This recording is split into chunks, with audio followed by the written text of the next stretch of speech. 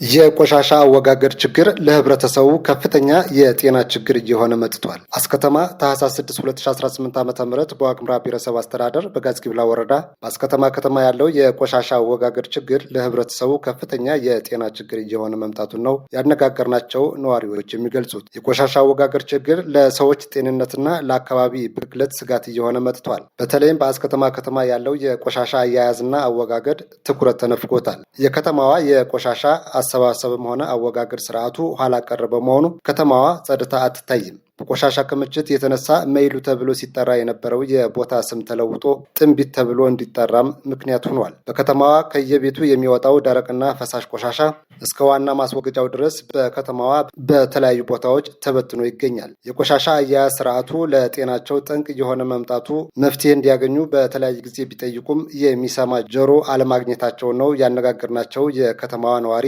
ወይዘሮ ዙፋን ጌታቸው የሚናገሩት። ችግሩ እንዲቀረፍ ለሚመለከታቸው አካላት ተደጋጋሚ ጥቆማ ብንሰጥም የሚሰማ አካል አላገኘንም ያሉት ወይዘሮ ዙፋን ለበርካታ ማህበረሰብ የጤና ችግር እየሆነ በመምጣቱ የሚመለከታቸው አካላት መፍትሄ ሊሰጡበት ይገባል ሲሉ በምሬት ተናግረዋል። ግን በአካባቢው ስንኖር ያው አካባቢ ከመሀል ከተማ ላይ እንደዚህ አይነት የጽዳት ችግር እንደዚህ አይነት የቆሻሻ ክምር ማየት በአሁኑ ሰዓት በሰለጠነ ዘመን በጣም የሚያሳዝን ነው እና ምን እየተፈጠረ ምን እየተደረገ እንዳለ ምንም ሊገባኝ አልቻለም። ብዙ ጊዜ እኛ ምንድነው ብለን ስንጮህም ማንም ሀይ የሚለን ሰው የለም። እንደገና መዘጋጃ ሄጄም እኔ 3-4 ጊዜ ሄጄ አመልክቼ ነበረ።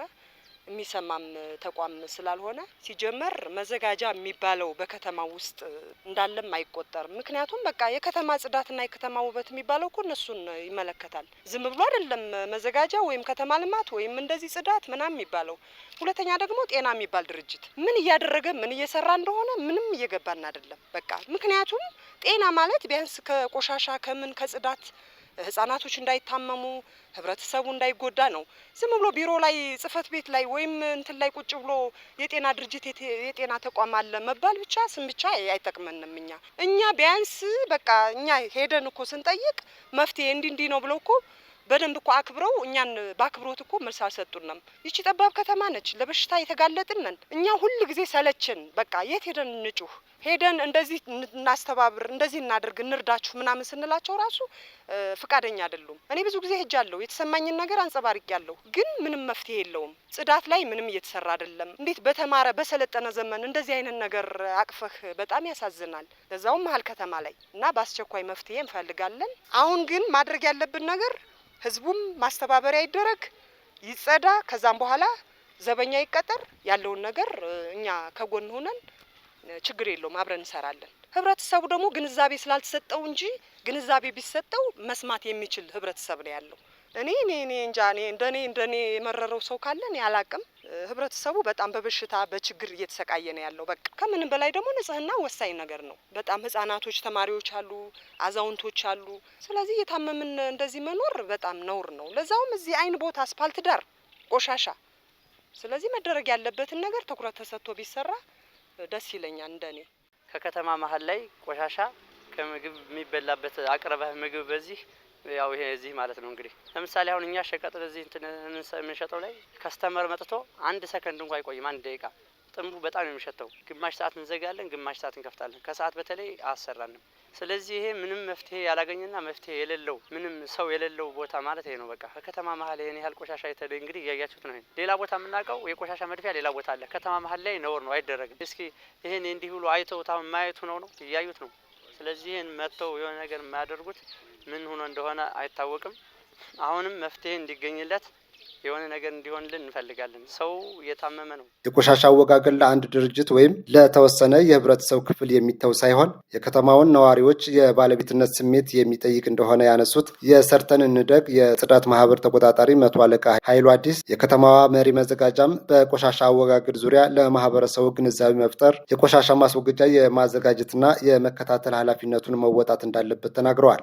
ዋናው መሰረቱ በጽዳት ሰራተኛ ብቻ ሊወገድ የሚገባ አይደለም። አንድ ክስተ ብዙሃን የኔ ነው የሚል መንፈስ እስከሌለ ድረስ ነው። ይሄ እስካልመጣ ድረስ ደግሞ ብታጠዳውም መልሶ ይሄ አጥድተን ነው ነበር ሆ ብለን ይሄ በሙሉ ተወግዶ ይሄ ተራራ የሆነው ወደዛ ወደ መሬቱ ወደ ንጹህ መሬቱ አዞረ ነው ሄዶ ነበር። መልሰው እንደምታዩት ይሽቅ ባሃደን ስተለስተ መንደሮቹ ታዛ ድረስ አዛልፈን ጠቅጥቀው ነው የምታልፈው። ይሁን አማራጭ ቀልጣፋ አጭር መንገድ ነው፣ የህዝብ ማመላለሻ ነው። ግን ማህበረሰቡ ራሱ የሚጠቀመው ራሱ ነው የሚደፋበት አይደለም። ይሄ ጉርባው መንገዱን ቆሻሻ ያሳልፋል፣ ቆሻሻ ተቀብሎ ይሸኛል፣ ውስጥ ለውስጥ ያስተላልፋል የተባለ የተሰራው ትቦ ጠርገው ወስዶ ነው የሚደፋበት። ለምን የኔ ነው የሚል መንፈስ ስለሌለ ሁላችንም ማህበረሰቡ እያንዳንዱ የኔ ነው የእኔም አንተም ስታይ ተው እንጂ ይሄ አይሆንም ካልሆ የማይማር የለም ይማር ይሆናል። ግን እያየ ሁሉም ቁሞ ሀዛው ያየ ነው ዝም የሚለው ያንድ ወይም ደግሞ ያንድ መሪ ወይም ደግሞ ያንድ ግለሰብ ኃላፊነት ነው የሚመስለው። ሁሉም የኔ ነው፣ ሁሉም የኔ ንብረት ነው፣ ሁሉም የኔ ነው ይበክለናል። ሁሉም ሲበከል ለኔ ነው የሚጎዳው፣ ያንዱ በሽታ ለኔ ነው የሚል የለም። ነገ ዙሮሱን የሚጠምደው ነገር ዙሮሱን የሚቸግረው ነገ ዙሮሱን የሚበከልበት አይመስለውም። አሁን ይሄ ቆላ ጋዝግብላ የሚመጣበት ማህበረሰብ የሚተላለፍበት ወደ ከተማው ዋና መግቢያ በር ነው። በንፋስ በተነሳ ጊዜ እዚህ የሚሄደውን ሰው እንዳለ ነው የሚያላብሰው።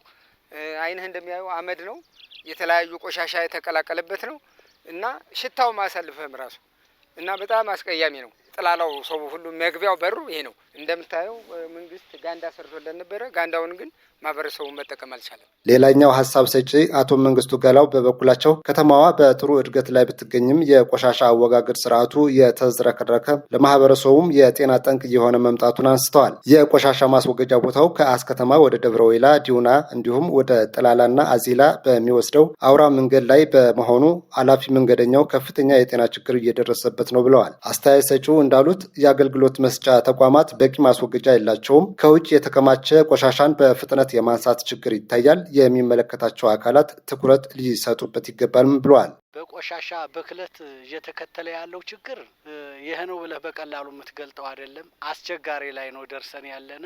የገጠሩ ህብረተሰብ ሰባ ጋዝግብላ የሚጓዝበት ነው ይሄ መንገድ። ወይ ሲደርስ አፍንጫውን አፍኖ ነው የሚገባ ወደ ከተማው። ገጠሩ ጠድቷል፣ አልፎን ሄዷል። ከባቢያቸው ወይንም የሚሸት ነው ቢባል ማጋነን አይሆንም። ገጠር እየተሄደ ያነ ሲቀሰቀስ ስላስ ከተማ ስለ እርሰ ከተማዋ ምን እየታሰበ ነው? ምንም አልገባኝም። የት የተነሳ ሰው ነው ገጠር ሄዶ የሚቀሰቅሰው? አስከተማን እንዴት አድርጓት ነው? እስተ ቅልጥማችን ተውጠን በቆሻሻ ከገጠር የመጣው ሰው አፍንጫውን አፍኖ ወደ ከተማ እየገባ ማፈሪያ ሆነን እና ወደ የት ሄዶ ይጮሁታል ብለን ግራ ገብቶን ነው ያለ። ከመዘጋጃ ይሄ ጥዳትና ምንድን የሚለዋቸው አሉ ህጃ መልክቼ መጥተው አይተው መላስ አይሉኝ ነው የቀሩት። ቱኪያና ትቅማጥ ቢነሳ በጥቂት የሚገታ አይደለም። ምክንያቱም በየቦታው ይጸዳዳል። ያንን ዝንብ ይቀስመዋል። ያን ምን ህብየት ከምንመገበው ዕቃ ይደርሳል ብንል አያሳፈርም። ያለፈው አልፏል። ለመጪው እንኳ እንዲያው የሚገታበት መንገድ ቢፈጠር